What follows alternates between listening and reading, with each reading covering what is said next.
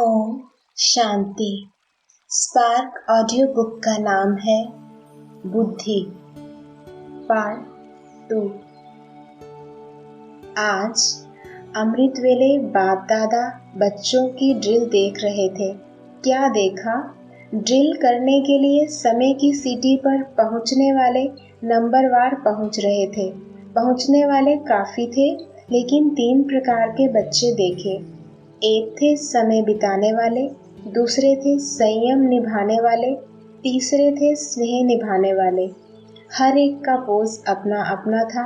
बुद्धि को ऊपर ले जाने वाले बाप से बाप समान बन मिलन मनाने वाले कम थे। रूहानी ड्रिल करने वाले ड्रिल करना चाहते थे, लेकिन कर नहीं पा रहे थे। कारण क्या होगा? जैसे आजकल स्थूल ड्रिल करने के लिए भी हल्कापन चाहिए, मोटापन नहीं चाहिए। मोटापन भी बोझ होता है। वैसे रूहानी ड्रिल में भी भिन्न भिन्न प्रकार के बोझ वाले अर्थात मोटी बुद्धि ऐसे बहुत प्रकार के थे। जैसे मोटे शरीर की भी वैरायटी होती है, वैसे ही आत्माओं के भारीपन के पोज की भी वैरायटी थी। अगर अलौकिक कैमरा से फोटो निकालो व शीश महल में यह वैरायटी पोज देखो तो बड़ी हंसी आए। जैसे आपकी दुनिया में वैरायटी पोज का खूब हंसी का खेल दिखाते हैं ना, वैसे यहाँ भी खूब हंसते हैं। देखेंगे हंसी का खेल। बहुत ऐसे भी थे जो मोटेपन के कारण अपने को मोड़ना चाहते भी मोड़ नहीं सकते। ऊपर जाने के बदले बार बार नीचे आ जाते थे। बीज रूप स्टेज को अनुभव करने के बदले विस्तार रूपी वृक्ष में अर्थात अनेक संकल्पों के वृक्ष में उलझ जाते हैं। यह मोटी बुद्धि वालों के पोज सुना रहे हैं।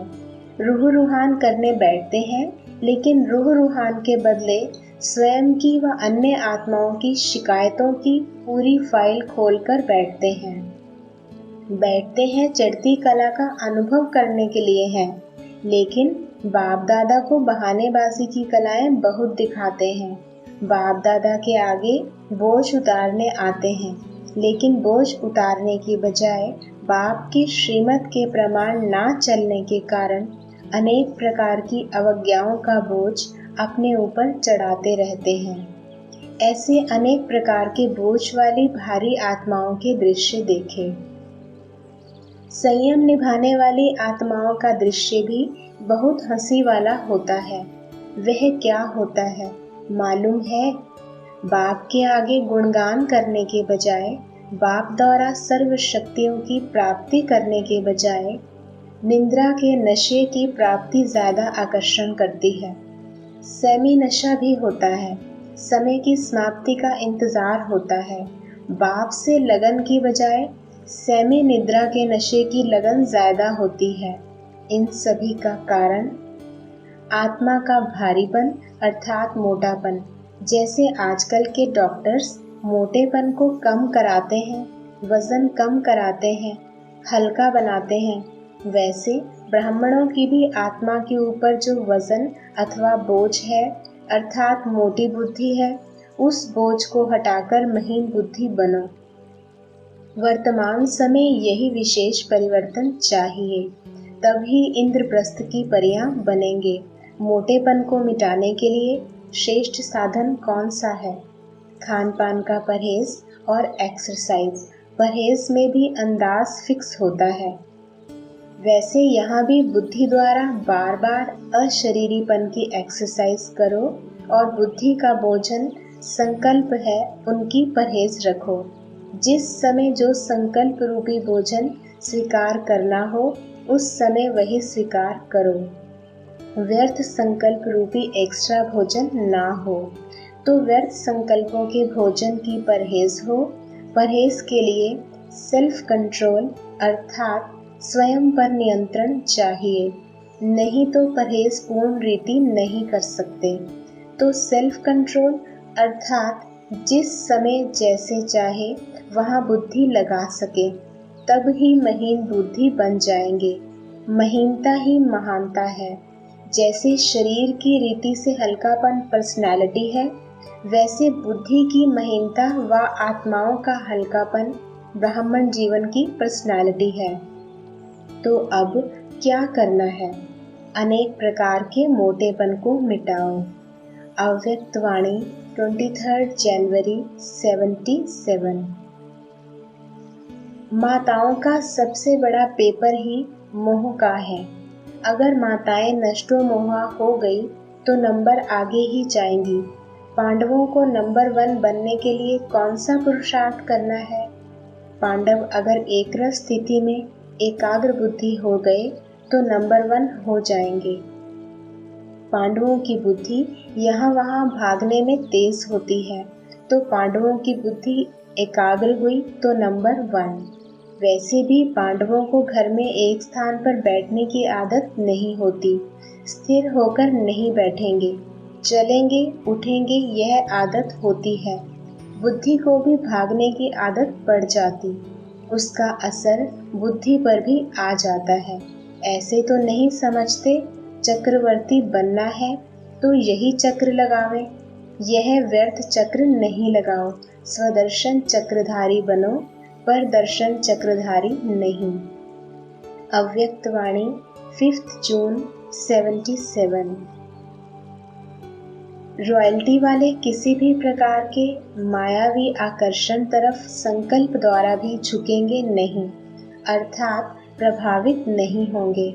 जैसे आजकल की रॉयल्टी वाली आत्माएं सदा भरपूर रहने के कारण यहाँ वहाँ किसी के अधीन नहीं होंगी। ऐसे सदा बुद्धि भरपूर रहने के कारण स्थूल में कहते हैं पेट भरा हुआ है और यहाँ बुद्धि हर खजाने से भरपूर होगी। इसलिए कोई भी व्यक्ति व वैभव के तरफ जो अल्पज्ञ और अल्पकाल के हैं वहाँ बुद्धि नहीं जाएगी, अर्थात अप्राप्त कोई वस्तु नहीं होगी जो लेने के लिए कहाँ नजर जाए। उनके नयनों में सदा बिंदु रूप पाप ही समाया हुआ होगा। यह है रॉयल्टी अर्थात रियल्टी। यह देह भी रियल नहीं, देही रियल है। तो अपने आप से पूछो, रियल्टी की रॉयल्टी कहाँ तक आई है? नंबरवार होगी ना? मेरा नंबर कौन सा है, यह चेक करो। अव्यक्तवाणी 19 दिसंबर 78। अवगुण तो किचड़ा है ना, अगर देखती भी हो तो मास्टर ज्ञान सूर्यवन किचड़े को जलाने की शक्ति है, तो शुभ चिंतक बनो। बुद्धि में जरा भी किचड़ा होगा तो शुद्ध बाप की याद टिक नहीं सकेगी, प्राप्ति कर नहीं सकेंगे। गंदगी को धारण करने की एक बार अगर आदत डाल दी तो बार बार बुद्धि गंदगी की तरफ ना चाहते भी जाती रहेगी, और रिजल्ट क्या होगी? वह नेचुरल संस्कार बन जाएंगे। फिर उन संस्कारों को परिवर्तन करने में मेहनत और समय लग जाता है। दूसरे का अवगुण वर्णन करना अर्थात स्वयं भी पर चिंतन के अवगुण के वशीभूत होना है, लेकिन यह समझते नहीं हो। दूसरे की कमजोरी वर्णन करना अपने समाने की शक्ति की कमजोरी जाहिर करना है। किसी भी आत्मा को सदा गुण मूर्त से देखो। अगर किसकी कोई कमजोरी है भी, मर्यादा के विपरीत कार्य है भी, तो बाप दादा की निमित्त बनाई हुई सुप्रीम कोर्ट में लाओ। खुद ही वकील और जज नहीं बन जाओ। भाई भाई का नाता भूल वकील और जज नहीं बन जाओ। भाई भाई का नाता भूल वकील जज बन जाते हो, इसलिए भाई भाई की दृष्टि टिक नहीं सकती। केस दाखिल करने की मना नहीं है, लेकिन मिलावट और खयानत नहीं करो। जितना हो सके शुभ भावना से इशारा दे दो। अव्यक्तवाणी 29 मार्च 82। सर्व संबंधों से बाप को अपना बना लिया है। किसी भी संबंध में अभी लगाव तो नहीं है, क्योंकि कोई एक संबंध भी अगर बाप से नहीं जुटाया तो नष्टो मोहा स्मृति स्वरूप नहीं बन सकेंगे। बुद्धि भटकती रहेगी।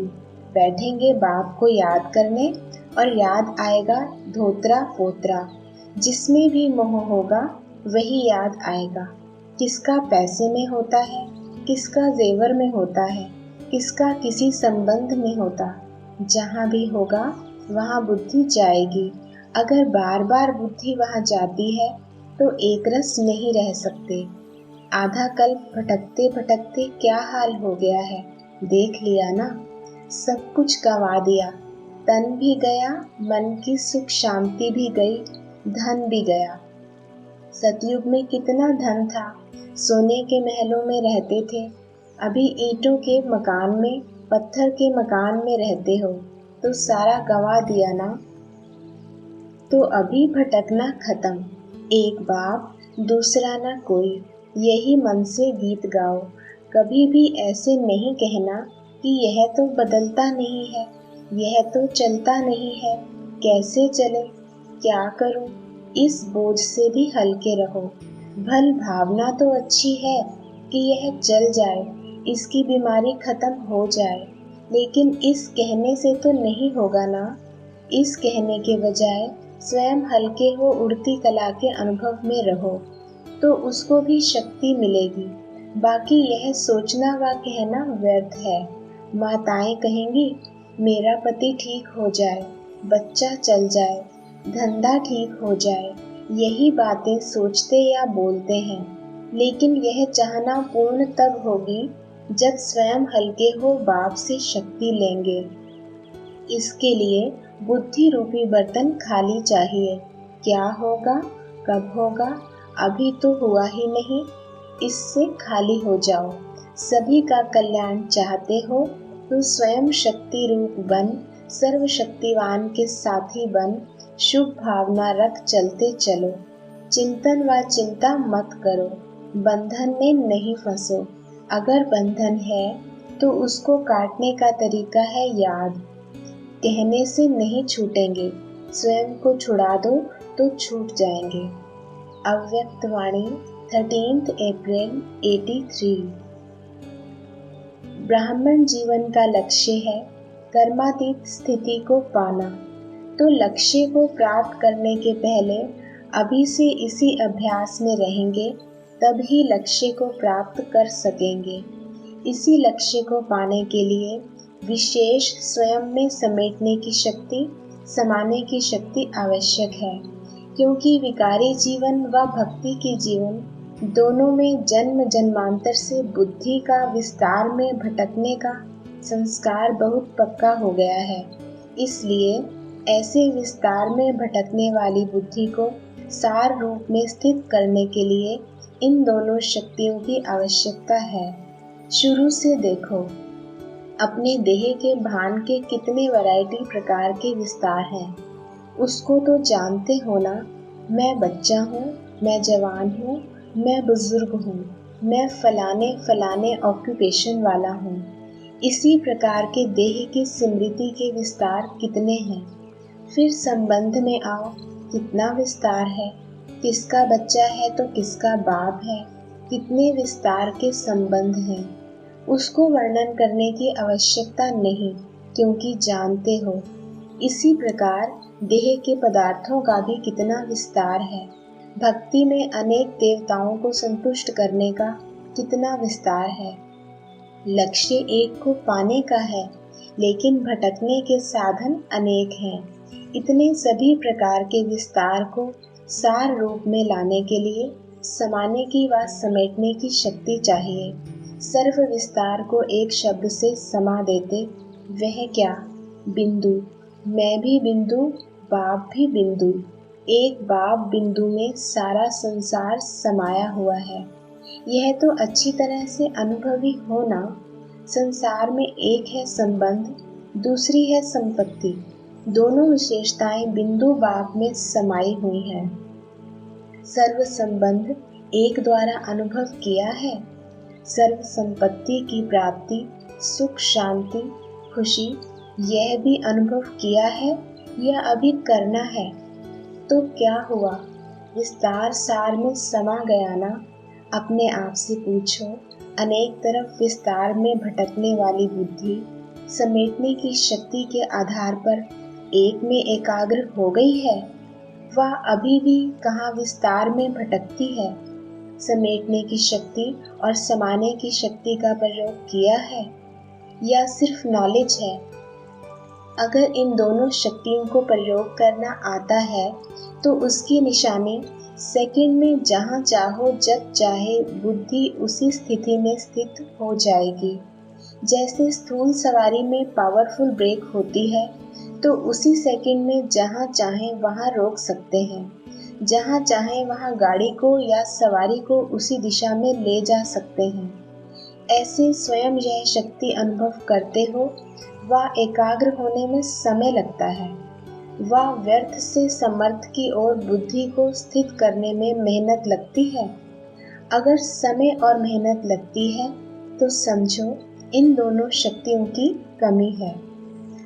संगम युग के ब्राह्मण जीवन की विशेषता है ही सार रूप में स्थित हो, सदा सुख शांति के, खुशी के, ज्ञान के, आनंद के झूले में झूलना, सर्व प्राप्तियों के संपन्न स्वरूप के अविनाशी नशे में स्थित रहो। सदा चेहरे पर प्राप्ति ही प्राप्ति है। उस संपन्न स्थिति की झलक और फलक दिखाई दे। जब सिर्फ स्थूल धन से संपन्न विनाशी राजाई प्राप्त करने वाले राजाओं के चेहरे पर भी द्वापर के आदि में वह चमक थी, यहाँ तो अविनाशी प्राप्ति है, तो कितनी रूहानी झलक और फलक चेहरे से दिखाई देगी। ऐसे अनुभव करते हो? अव्यक्त वाणी 17 अप्रैल 83। जिनकी बुद्धि में सदा बाबा और सेवा है, वह सहज ही मायाजीत बन जाते हैं। सिर्फ कुमारों को एक बात अटेंशन में रखनी है, सदा अपने को बिजी रखो, खाली नहीं। शरीर और बुद्धि दोनों से बिजी रहो। बिजी मैन बनो, बिजनेसमैन नहीं। जैसे कर्म की दिनचर्या सेट करते हो, ऐसे बुद्धि की भी दिनचर्या सेट करो। अभी यह सोचना है, यह करना है, दिनचर्या सेट होगी तो उसी प्रमाण बिजी हो जाएंगे।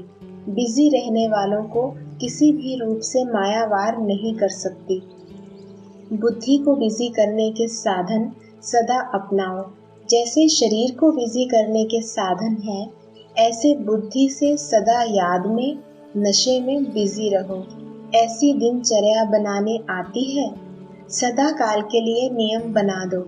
जैसे और नियम बने हैं, यह भी एक नियम बनाओ, बस करना ही है। इसी दृढ़ निश्चय से जो कमाल करने चाहो वह कर सकते हो। अव्यक्त वाणी 11 मई 83। विशेष व्रत की विधि दिखाते हैं। व्रत लेते हो ना?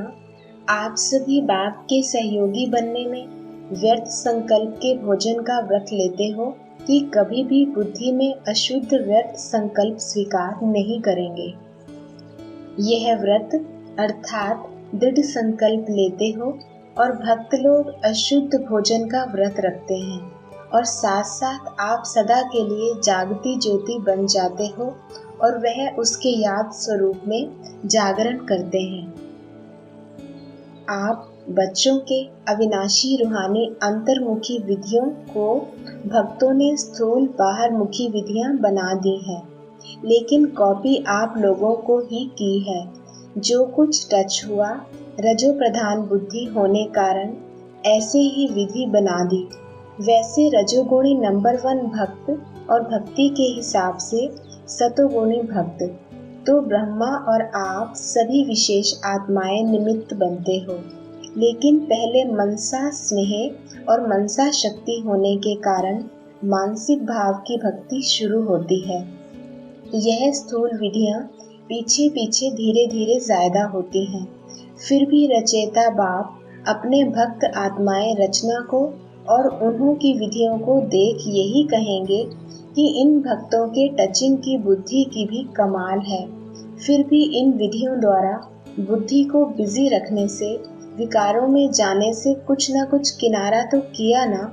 समझा आपके यथार्थ सिद्धि की विधि भक्ति में क्या क्या चलती आ रही है। यह है यादगार का महत्व। अव्यक्तवाणी 28 फरवरी 84। शान से परे जाते हो तो चींटी बुद्धि तक चली जाती है। बुद्धि योग विचलित कर देती है। जैसे स्थूल शरीर में भी चींटी काटेगी तो शरीर हिलेगा, विचलित होगा ना, वैसे बुद्धि को विचलित कर देती है। चींटी अगर हाथी के कान पर जाती है तो मूर्छित कर देती है ना, ऐसे ब्राह्मण आत्मा मूर्छित हो क्षत्रिय बन जाती है। समझा क्या खेल करते हो? क्षत्रिय नहीं बनना, फिर राजधानी भी त्रेता युगी मिलेगी। अव्यक्तवाणी 3 मई 84। समर्थ अर्थात व्यर्थ को समाप्त करने वाले। व्यर्थ है तो समर्थ नहीं। अगर मनसा में व्यर्थ संकल्प है तो समर्थ संकल्प ठहर नहीं सकते। व्यर्थ बार बार नीचे ले आता है। समर्थ संकल्प समर्थ बाप के मिलन का भी अनुभव कराता, माया जीत भी बनाता, सफलता स्वरूप सेवाधारी भी बनाता। व्यर्थ संकल्प सदा उत्साह उमंग को समाप्त करता है। वह सदा क्यों क्या की उलझन में रहता, इसलिए छोटी छोटी बातों में स्वयं से दिल शिकस्त रहता। व्यर्थ संकल्प सदा सर्व प्राप्तियों के खजानों को अनुभव करने से वंचित कर देता। व्यर्थ संकल्प वाले के मन की चाहना व मन की इच्छाएं बहुत ऊंची होती हैं। यह करूँगा, यह करूँ, यह प्लान बहुत तेजी से बनाते अर्थात तीव्र गति से बनाते हैं, क्योंकि व्यर्थ संकल्पों की गति फास्ट होती है, इसलिए बहुत ऊंची ऊंची बातें सोचते हैं। लेकिन समर्थ न होने के कारण प्लान और प्रैक्टिकल में महान अंतर हो जाता है, इसलिए दिल शिकस्त हो जाते हैं। समर्थ संकल्प वाले सदा जो सोचेंगे वह करेंगे। सोचना और करना दोनों समान होगा।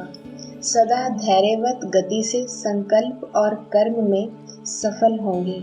व्यर्थ संकल्प तेज तूफान की तरह हलचल में लाता है। समर्थ संकल्प सदा बहार के समान हरा भरा बना देता है।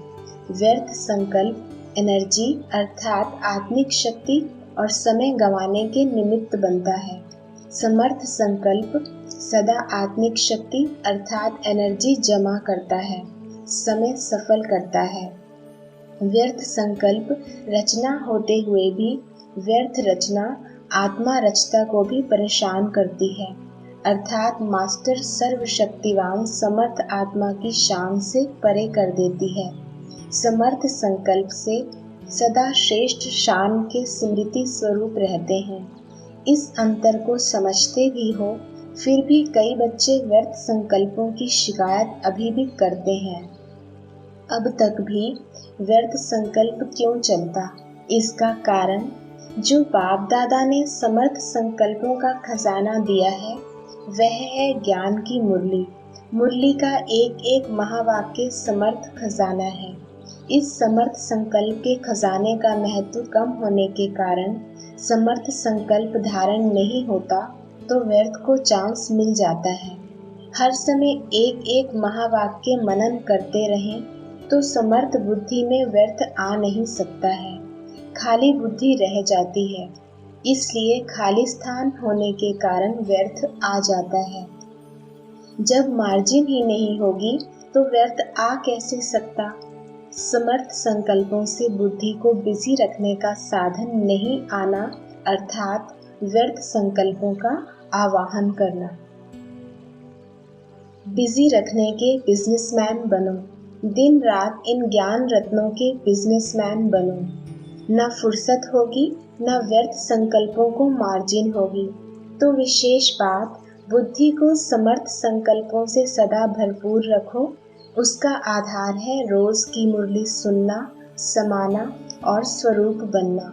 यह 3 स्टेजेस हैं। सुनना बहुत अच्छा लगता है, सुनने के बिना रह नहीं सकते, यह भी स्टेज है। ऐसी स्टेज वाले सुनने के समय तक सुनने की इच्छा, सुनने का रस होने के कारण उस समय तक उसी रस की मौज में रहते हैं, सुनने में मस्त भी रहते हैं। बहुत अच्छा, यह खुशी से गीत भी गाते हैं, लेकिन सुनना समाप्त हुआ तो वह रस भी समाप्त हो जाता है, क्योंकि समाया नहीं। समाने की शक्ति द्वारा बुद्धि को समर्थ संकल्पों से संपन्न नहीं किया तो व्यर्थ आता रहता है। समाने वाले सदा भरपूर रहते हैं, इसलिए व्यर्थ संकल्पों से किनारा रहता है। लेकिन स्वरूप बनने वाले शक्तिशाली बन औरों को भी शक्तिशाली बनाते हैं, तो वह कमी रह जाएगी।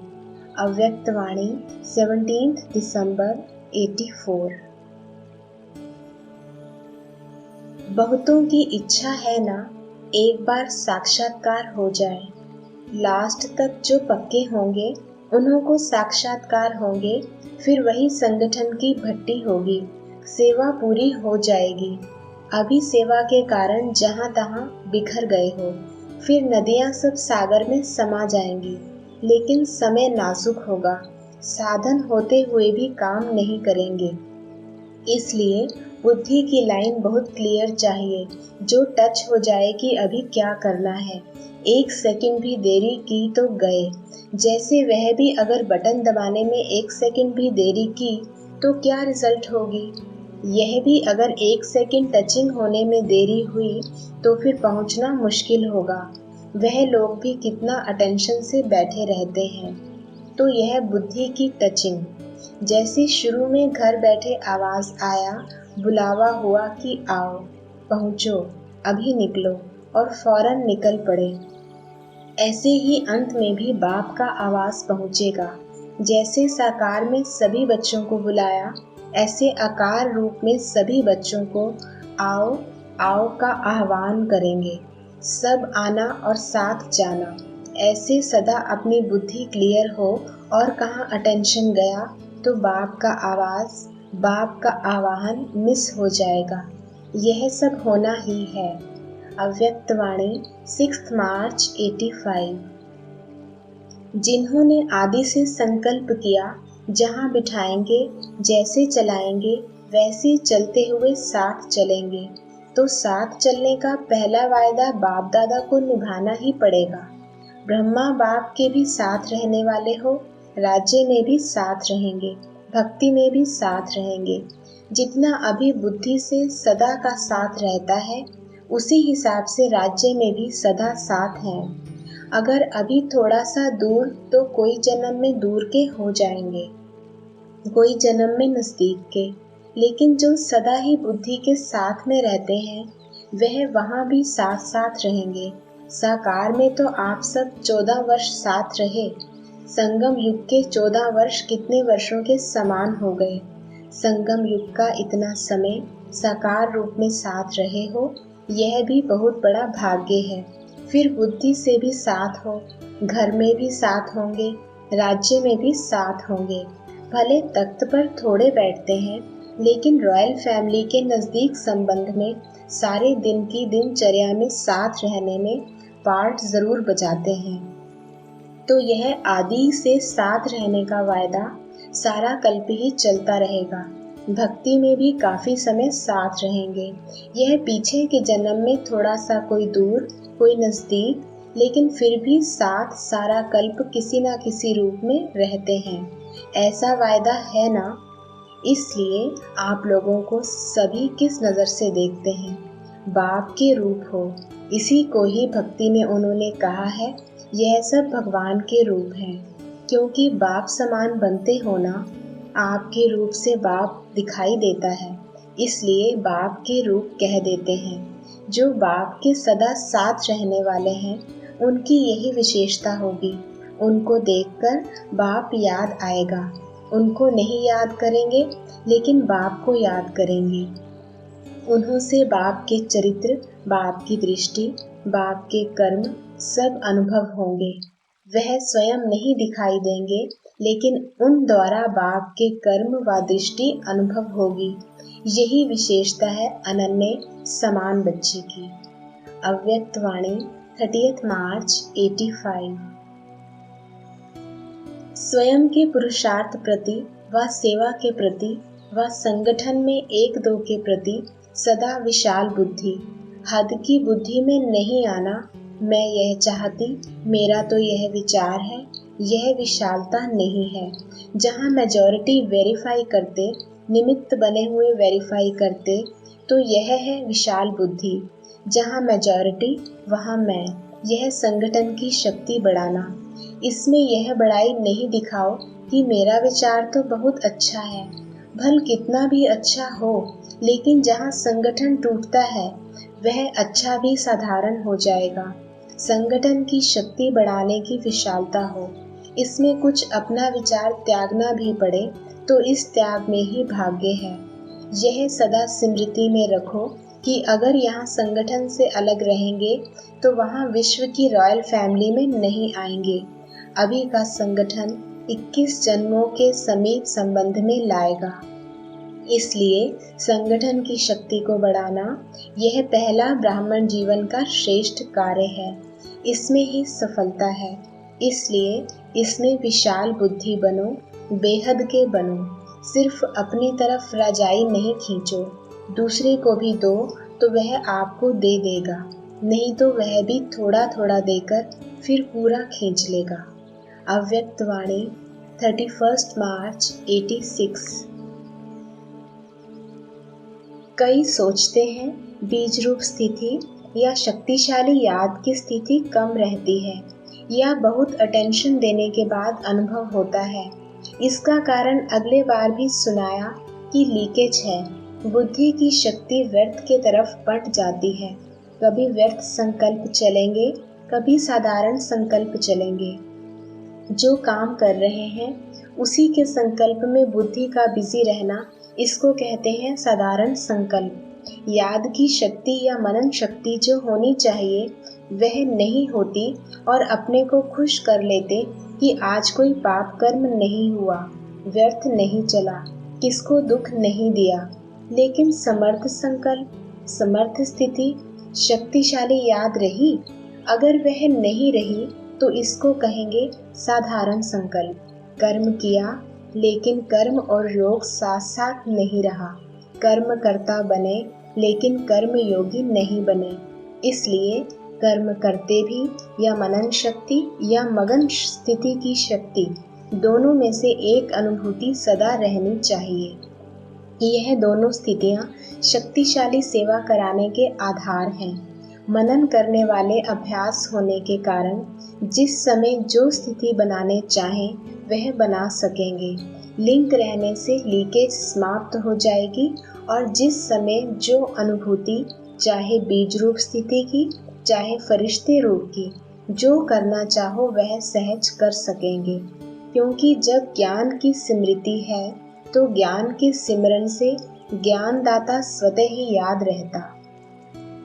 अव्यक्त वाणी 10 जनवरी 88। प्रश्न है, लौकिक संबंध में बुद्धि यथार्थ फैसला देती रहे उसकी विधि क्या है? उत्तर, कभी भी लौकिक बातों को सोचकर फैसला नहीं करना है। अलौकिक शक्तिशाली स्थिति में रहकर फैसला करो। कोई भी पिछली बातें स्मृति में रखने से बुद्धि उस तरफ चली जाती है। फिर पिछले संस्कार भी प्रकट होते हैं, इसलिए मुश्किल होता है। बिल्कुल ही लौकिक वृत्ति भूल आत्मा समझ फिर फैसला करो तो यथार्थ फैसला होगा। इसे ही कहते हैं विकर्माजीत का तख्त। अलौकिक आत्मिक स्थिति ही विकर्माजीत स्थिति का तख्त है। इस तख्त पर बैठकर फैसला करो तो यथार्थ होगा। अच्छा, अव्यक्त वाणी 26 जनवरी 88। अगला प्रश्न है, सहज योगी सदा रहें उसकी सहज विधि कौन सी है? उत्तर, बाप ही संसार है। इस स्मृति में रहो तो सहज योगी बन जाएंगे, क्योंकि सारा दिन संसार में ही बुद्धि जाती है। जब बाप ही संसार है तो बुद्धि कहाँ जाएगी? संसार में ही जाएगी ना, जंगल में तो नहीं जाएगी। तो जब बाप ही संसार हो गया तो सहज योगी बन जाएंगे, नहीं तो मेहनत करनी पड़ेगी। यहाँ से बुद्धि हटाओ, वहाँ से जुड़ाओ। सदा बाप के स्नेह में समाये रहो तो वह भूल नहीं सकता। अच्छा। शुभ भावना अर्थात शक्तिशाली संकल्प। सब शक्तियों से संकल्प की गति तीव्र है। जितने भी साइंस ने तीव्र गति के साधन बनाए हैं, उन सबसे तीव्र गति संकल्प की है। किसी आत्मा के प्रति व बेहद विश्व की आत्माओं के प्रति शुभ भावना रखते हो, अर्थात शक्तिशाली शुभ और शुद्ध संकल्प करते हो कि इस आत्मा का कल्याण हो जाए। आपका संकल्प व भावना उत्पन्न होना और उस आत्मा को अनुभूति होगी कि मुझ आत्मा को कोई विशेष सहयोग से शांति व शक्ति मिल रही है। जैसे अभी भी कई बच्चे अनुभव करते हैं कि कई कार्यों में मेरी हिम्मत व योग्यता इतनी नहीं थी, लेकिन बाप दादा की एक्स्ट्रा मदद से यह कार्य सहज ही सफल हो गया व यह विघ्न समाप्त हो गया। ऐसे मास्टर विश्व कल्याणकारी आत्माओं की सूक्ष्म सेवा प्रत्यक्ष रूप में अनुभव करेंगे। समय भी कम और साधन भी कम, संपत्ति भी कम लगेगी। इसके लिए मन और बुद्धि सदा फ्री चाहिए। छोटी छोटी बातों में मन और बुद्धि को बिजी रखते हो, इसलिए सेवा के सूक्ष्म गति की लाइन क्लियर नहीं रहती है। साधारण बातों में भी अपने मन और बुद्धि की लाइन को अंगेज अर्थात व्यस्त बहुत रखते हो, इसलिए यह सूक्ष्म सेवा तीव्र गति से नहीं चल रही है। इसके लिए विशेष अटेंशन, एकांत और एकाग्रता। एकांत प्रिय आत्माएं कितना भी बिजी होते, फिर भी बीच बीच में 1 घड़ी 2 घड़ी निकाल एकांत का अनुभव कर सकती हैं। एकांत प्रिय आत्मा ऐसी शक्तिशाली बन जाती है जो अपनी सूक्ष्म शक्तियाँ मन बुद्धि को जिस समय चाहे जहाँ चाहे एकाग्र कर सकती है। चाहे बाहर की परिस्थिति हलचल की हो, लेकिन एकांत प्रिय आत्मा एक के अंत में सेकंड में एकाग्र हो जाएगी। जैसे सागर के ऊपर लहरों की कितनी आवाज होती है, कितनी हलचल होती है, लेकिन सागर के अंत में हलचल नहीं होती। तो जब एक के अंत में ज्ञान सागर के अंत में चले जाएंगे तो हलचल समाप्त हो एकाग्र बन जाएंगे। अव्यक्त वाणी 27 नवंबर 89।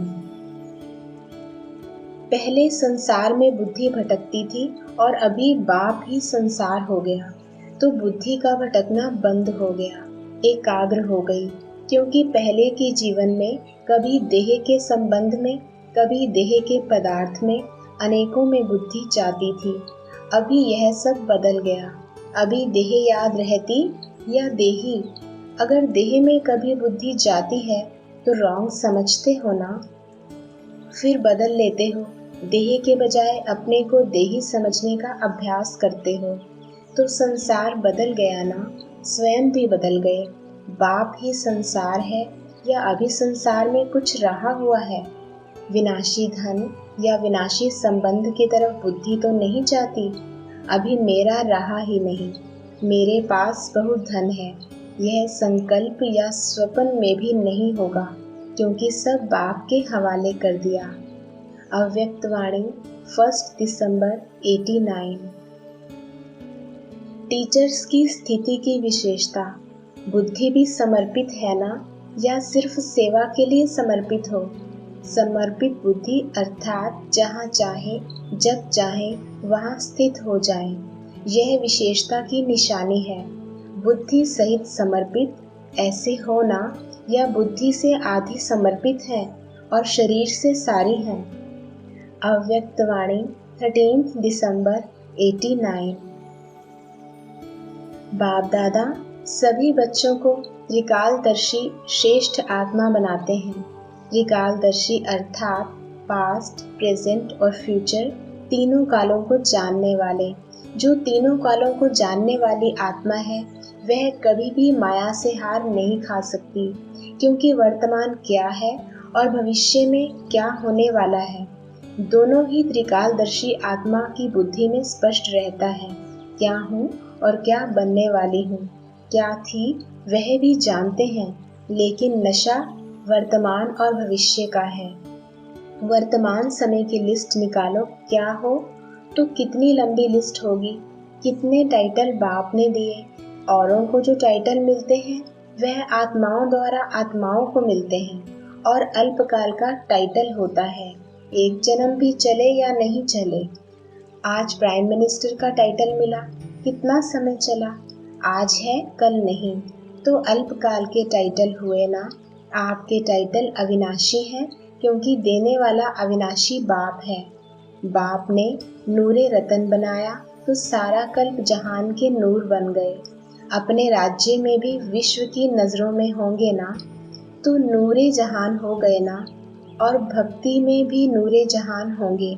सारे जहान के आगे विशेष आत्माएं तो आती हैं ना, तब तो पूछते हैं, तो अविनाशी हो गए। तो लिस्ट निकालो कितने टाइटल परमात्मा द्वारा मिलते हैं, और अविनाशी टाइटल तो नशा भी अविनाशी होगा ना। जैसे कहा जाता है कि खुशी में सदा उड़ते रहते हैं, खुशी में रहने वाले के पांव सदा धरनी से ऊंचे होते हैं, क्योंकि खुशी में नाचेंगे ना। तो अविनाशी टाइटल याद करने से नेचुरल उड़ते रहेंगे। इस देह रूपी धरनी पर पांव नहीं होंगे, बुद्धि है पांव, तो बुद्धि रूपी पांव खुशी से ऊपर रहेंगे, देह भान से परे रहेंगे। इसलिए बाप दादा फरिश्ता कहते हैं। फरिश्ते का अर्थ ही है बुद्धि रूपी पांव धरनी पर ना हो, ना देह में, ना देह के संबंध में, ना देह के पुराने पदार्थों में। यह है धरनी इससे ऊपर। अव्यक्तवाणी 17 दिसंबर 89। सदा उमंग उत्साह के पंखों से उड़ती कला की ओर जाओ, ठहरती कला में नहीं आओ। ना गिरती कला ना ठहरती कला, सदा उड़ती कला हो। सभी टीचर्स कौन सी कला वाली हो? टीचर अर्थात सेवा के निमित्त, चाहे स्वसेवा हो चाहे विश्व की सेवा हो, लेकिन सदा सेवा में तत्पर रहना, यही टीचर्स की विशेषता है। अपने मन, बुद्धि और शरीर द्वारा सदा बिजी रहने वाले, कभी शरीर द्वारा कर्म करते हो तो मन बुद्धि को फ्री रख देते हो। मन बुद्धि को फ्री रखना माना माया को वेलकम करना। जिसको वेलकम करेंगे वह तो जरूर बैठ जाएगी ना। फिर कहते हो बाप दादा माया को भगाओ, बुलाते आप हो और भगाए बाप दादा। तो टीचर व नंबर 1 गॉडली स्टूडेंट की विशेषता है मन, बुद्धि, शरीर से अपने को बिजी रखना। विशेष निमित्त बने हुए सेवाधारी को यह अंडरलाइन करनी चाहिए, जो सहज ही अथक बन जाएंगे। अव्यक्तवाणी 19 मार्च 90। साधना की स्थिति में रहे साधनों को कार्य में नहीं लगाते, कोई ना कोई आधार को अपनी उन्नति का आधार बना देते हैं, और वह आधार हिलता है, उमंग उत्साह भी हिल जाता है। वैसे आधार लेना कोई बुरी चीज नहीं, लेकिन आधार को ही फाउंडेशन बना देते हैं। बाप बीच से निकल जाता है और आधार को फाउंडेशन बना देते हैं। इसलिए हलचल क्या होती, यह होता तो ऐसा नहीं होता, यह होगा तो ऐसे होगा, यह तो बहुत आवश्यक है, ऐसे अनुभव होने लगता है। साधना और साधन का बैलेंस नहीं रहता। साधनों की तरफ बुद्धि ज्यादा जाती है, साधना की तरफ बुद्धि कम हो जाती।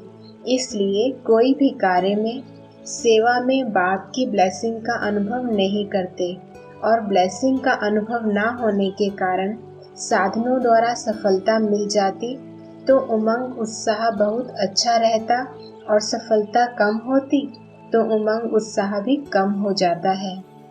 साधना अर्थात शक्तिशाली याद, निरंतर बाप के साथ दिल का संबंध। साधना इसको नहीं कहते कि सिर्फ योग में बैठ गए, लेकिन जैसे शरीर से बैठते हो वैसे दिल, मन, बुद्धि एक बाप की तरफ बाप के साथ साथ बैठ जाए। शरीर भल यहाँ बैठा है और मन एक तरफ, बुद्धि दूसरी तरफ जा रही है, दिल में और कुछ आ रहा है, तो इसको साधना नहीं कहते।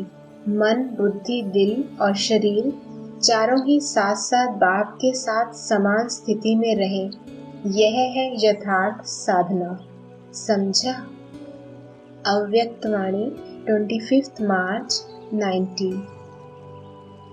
लगाव जहाँ भी होगा, चाहे व्यक्ति में चाहे वैभव में, तो लगाव की निशानी है, वहाँ बुद्धि जरूर जाएगी, मन भागेगा जरूर। तो चेक करो कि सारे दिन में मन और बुद्धि कहाँ कहाँ भागती है। सिवाय बाप और सेवा के और कहाँ तो मन बुद्धि नहीं जाती। अगर जाती है तो लगाव है। अगर व्यवहार भी करते हो, जो भी करते हो, वो भी ट्रस्टी बनकर, मेरा नहीं तेरा, मेरा काम है, मुझे ही देखना पड़ता है, मेरी जिम्मेवारी है, ऐसे कहते हो कभी?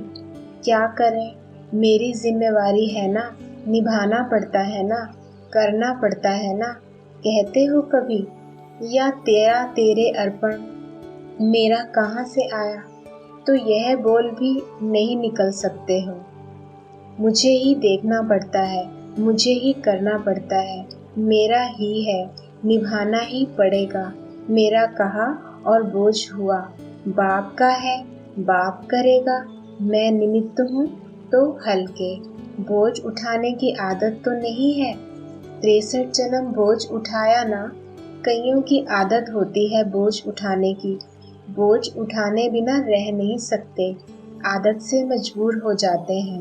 मेरा मानना माना बोझ उठाना। समझा? अव्यक्तवाणी 4 दिसंबर 91। सदा अपनी बुद्धि में सर्व प्राप्तियों की लिस्ट रखो। कॉपी में नहीं, बुद्धि में रखो। अगर प्राप्तियों की लिस्ट सामने रहे तो सदा अपना श्रेष्ठ शान स्वतः स्मृति में रहेगा। एक भी प्राप्ति को सामने रखो तो कितनी शक्ति आती है, और सर्व प्राप्तियां स्मृति में रहें तो मास्टर सर्वशक्तिवान स्थिति सहज हो जाएगी। जब प्राप्तियों की लिस्ट सदा बुद्धि में होगी तो स्वतः ही मन से दिल से गीत गाएंगे, पाना था वो पा लिया। सदा खुशी में नाचते रहेंगे, पा लिया। दुनिया वाले पाने के लिए भटक रहे हैं और आप कहेंगे पा लिया, ठिकाना मिल गया, भटकना समाप्त हो गया। अभी मन व्यर्थ संकल्पों में भटकता है। जब भी मन या बुद्धि भटकती है तो यह गीत गाओ, पाना था सो पा लिया, बाप मिला सब कुछ मिला, इसी नशे में रहो। अव्यक्तवाणी 13 अक्टूबर 92। टॉपिक है व्यर्थ से बचने के लिए बुद्धि को शुद्ध संकल्पों में बिजी रखो। सारा दिन बुद्धि को बिजी रखने के लिए रोज सवेरे सवेरे बाप शुद्ध संकल्प देते हैं। जहाँ शुद्ध होंगे वहाँ व्यर्थ नहीं होंगे। बुद्धि को खाली रखते हो इसलिए व्यर्थ आते हैं। यही सहज उपाय है, साधन है कि सदा शुद्ध संकल्पों से बुद्धि को बिजी रखो। सिर्फ खुश रहना है यही याद नहीं रखना, लेकिन सदा खुश रहना है। यह सोचो कि ब्राह्मण खुश नहीं रहेंगे तो कौन रहेगा। ब्राह्मण ही श्रेष्ठ है ना, देवताओं से भी ब्राह्मण श्रेष्ठ हैं। ब्राह्मणों की खुराक ही खुशी है, इसलिए गाते हैं खुशी जैसी कोई खुराक नहीं। अगर कोई सदा खुश रहता है तो पूछते हैं आपको क्या मिला है। आप लौकिक जीवन से अलौकिक जीवन वाले हो गए तो यह अलौकिकता की झलक चेहरे पर दिखाई देनी चाहिए। ऐसे नहीं मैं अंदर से तो खुश रहती हूँ, बाहर से दिखाई नहीं देता। अंदर का बाहर अवश्य आता है। तो सदा चेक करो कि हमारा चेहरा और चलन अलौकिकता की झलक दिखाता है। अच्छा, अव्यक्तवाणी 9 जनवरी 93। एक बात विशेष मन बुद्धि से स्वाहा करो, वाणी से नहीं। सिर्फ पढ़ लिया वह नहीं, मन बुद्धि से स्वाहा करो। फिर देखो स्व और सेवा में तीव्र गति कैसे होती है। तो आज की लहर है, किसी भी आत्मा के प्रति व्यर्थ वाइब्रेशन को स्वाहा करो। स्वाहा कर सकते हो। कि थोड़ा थोड़ा रहेगा। ऐसे नहीं समझो कि यह है ही ऐसा, तो वाइब्रेशन तो रहेगा ना। कैसा भी हो, लेकिन आप नेगेटिव वाइब्रेशन को बदल पॉजिटिव वाइब्रेशन रखेंगे तो वह आत्मा भी नेगेटिव से पॉजिटिव में आ ही जाएगी, आनी ही है। क्योंकि जब तक यह व्यर्थ वाइब्रेशन मन बुद्धि में है तो फास्ट गति की सेवा हो ही नहीं सकती। अव्यक्त वाणी 26 मार्च 93। याद की शक्ति का अर्थ है कि जहाँ बुद्धि को लगाना चाहो वहाँ लग जाए, ऐसी शक्ति है। जब चाहो जहाँ चाहो अपने बुद्धि को लगा सकते हो, या टाइम लगेगा, कितने टाइम में लगा सकते हो। कोई भी वायुमंडल है, लेकिन कैसे भी वायुमंडल के बीच अपने मन को, बुद्धि को कितने समय में एकाग्र कर सकते हो। सेकंड में कहते हो या करते हो। कहना तो सहज है, लेकिन एकाग्रता की शक्ति है वह नहीं है। वह समय पर मालूम पड़ता है। परिस्थिति हलचल की हो, वायुमंडल तमोगुणी हो, माया अपने हिम्मत से अपना बनाने का प्रयत्न कर रही हो, फिर सेकंड में एकाग्र हो सकते हो या टाइम लगेगा। ये अभ्यास सदा करते रहो तो समय पर शक्ति कार्य में ला सकते हो। इसको कहा जाता है जब चाहे जहाँ चाहे वहाँ स्थित हो सकते हैं। कितना भी व्यर्थ संकल्पों का तूफान हो, लेकिन सेकंड में तूफान आगे बढ़ने का तोहफा बन जाए, ऐसी कंट्रोलिंग पावर हो, तो ऐसी शक्तिशाली आत्मा कभी ये संकल्प भी नहीं लाएगी कि चाहते तो नहीं लेकिन हो जाता है, जो सोचा वो हुआ। ऐसे नहीं सोचते हैं नहीं होना चाहिए और हो जाए, क्योंकि अगर समय पर कोई भी शक्ति काम में नहीं आई तो प्राप्ति की बजाय पश्चाताप करना पड़ता है। अव्यक्त वाणी 18 जनवरी 94। अभी हर एक को सेवा के प्रति, सारे कल्प की प्रलब्ध राज्य की और पूज्य की इकट्ठा करने के लिए अभी समय है, क्योंकि समय नाजुक आना ही है। ऐसे समय पर शांति की शक्ति द्वारा टचिंग पावर, कैचिंग पावर बहुत आवश्यक होगी। ऐसा समय आएगा जो यह साधन कुछ नहीं कर सकेंगे। सिर्फ आध्यात्मिक बल बाप दादा के डायरेक्शंस की टचिंग कार्य करा सकेगी। तो अपने में चेक करो, बाप दादा की ऐसे समय में मन और बुद्धि में टचिंग आ सकेगी। इसमें बहुत काल का अभ्यास चाहिए। इसका साधन है मन बुद्धि सदा ही, कभी कभी नहीं, सदा क्लीन और क्लियर चाहिए। अभी रिहर्सल बढ़ती जाएगी और सेकंड में रियल हो जाएगी। जरा भी अगर मन में बुद्धि में किसी भी आत्मा के प्रति या किसी भी कार्य के प्रति, किसी भी साथी सहयोगी के प्रति जरा भी नेगेटिव होगा तो उसको क्लीन और क्लियर नहीं कहा जाएगा। इसलिए बाप दादा यह अटेंशन खिंचवा रहा है। अव्यक्त वाणी 18 फरवरी 2008। अलर्ट रहने के लिए चेक करो हमारा मन और बुद्धि सदा क्लीन और क्लियर है। क्लीन भी चाहिए, क्लियर भी चाहिए।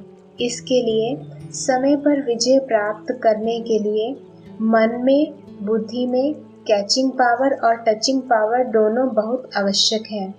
ऐसे सरकमस्टांस आने हैं जो कहाँ दूर भी बैठे हो, लेकिन क्लीन और क्लियर मन और बुद्धि होगा तो बाप का इशारा, डायरेक्शन, श्रीमत जो मिलनी है वह कैच कर सकेंगे। टच होगा, यह करना है, यह नहीं करना है। इसलिए बाप दादा ने पहले भी सुनाया है, तो वर्तमान समय साइलेंस की शक्ति अपने पास जितनी हो सके जमा करो। जब चाहो, जैसे चाहो वैसे मन और बुद्धि को कंट्रोल कर सको।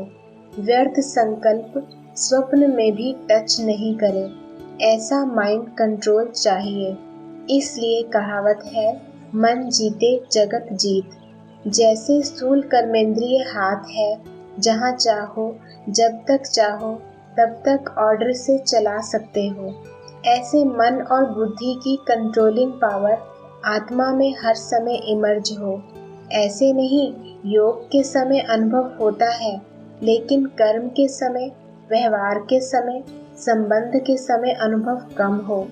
अचानक पेपर आने हैं, क्योंकि फाइनल रिजल्ट के पहले भी बीच बीच में पेपर लिए जाते हैं।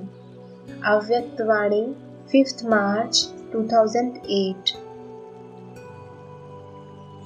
टॉपिक है निर्णय बुद्धि। सभी सोचते हैं बाबा बड़ा आवाज क्यों नहीं करते हैं, लेकिन बहुत समय के संस्कार से अव्यक्त रूप से व्यक्त में आते हैं तो आवाज से बोलना जैसे अच्छा नहीं लगता है। आप लोगों को भी धीरे धीरे आवाज से परे इशारों पर कारोबार चलानी है। यह प्रैक्टिस करनी है, समझा? बाप दादा बुद्धि की ड्रिल कराने आते हैं, जिससे परखने की और दूरादेशी बनने की क्वालिफिकेशन इमर्ज रूप में आ जाए, क्योंकि आगे चल कर के ऐसी सर्विस होगी जिसमें दूरादेशी बुद्धि और निर्णय शक्ति बहुत चाहिए। इसलिए यह ड्रिल करा रहे हैं, फिर पावरफुल हो जाएगी। ड्रिल से शरीर भी बलवान होता है, तो यह बुद्धि की ड्रिल से बुद्धि शक्तिशाली होगी। जितनी जितनी अपनी सीट फिक्स करेंगे, समय भी फिक्स करेंगे, तो अपना प्रवृत्ति का कार्य भी फिक्स कर सकेंगे। दोनों लाभ होंगे। जितनी बुद्धि फिक्स रहती है तो प्रोग्राम भी सभी फिक्स रहते हैं। प्रोग्राम फिक्स तो प्रोग्रेस भी फिक्स। प्रोग्रेस हिलती है तो प्रोग्राम भी हिलते हैं। अब फिक्स करना सीखो। अब संपूर्ण बनकर औरों को भी संपूर्ण बनाना बाकी रह गया है। जो बनता है वह फिर सबूत भी देता है। अभी बनाने का सबूत देना है, बाकी इस कार्य के लिए व्यक्त देश में रहना है। अच्छा, अव्यक्त वाणी 25 जून 70। लोगों को कहते हो धर्म और कर्म को अलग करने के कारण आज की जीवन व परिस्थितियां ऐसी हो गई हैं, तो अपने आप से पूछो कि धर्म और कर्म अर्थात धारणाएं और कर्म दोनों की समानता रहती है व कर्म करते फिर भूल जाते हो। जब कर्म समाप्त होता तब धारणा स्मृति में आती है। जब बहुत कर्म में बिजी रहते हो उस समय इतनी धारणा भी रहती है, व जब कार्य हल्का होता है तब धारणा भारी होती है। जब धारणा भारी है तो कर्म हल्का हो जाता है। तराजू का दोनों तरफ एक समान चलता रहे तब तराजू का मूल्य होता है, नहीं तो तराजू का मूल्य ही नहीं। तराजू है बुद्धि। बुद्धि में दोनों बातों का बैलेंस ठीक है तो उनको श्रेष्ठ बुद्धिमान व दिव्य बुद्धिमान, तेज बुद्धिमान कहेंगे, नहीं तो साधारण बुद्धि। कर्म भी साधारण, धारणाएं भी साधारण होती हैं। तो साधारणता में समानता नहीं लानी है, लेकिन श्रेष्ठता में समानता हो। जैसे कर्म श्रेष्ठ वैसी धारणा भी श्रेष्ठ। कर्म धारणा अर्थात धर्म को मर्ज ना कर दे, धारणा कर्म को मर्ज ना करे, तो धर्म और कर्म दोनों ही श्रेष्ठता में समान रहें। इसको कहा जाता है धर्मात्मा। धर्मात्मा कहो व महान आत्मा व कर्म योगी कहो, बात एक ही है। अव्यक्त वाणी 8 जून 72। ओम शांति।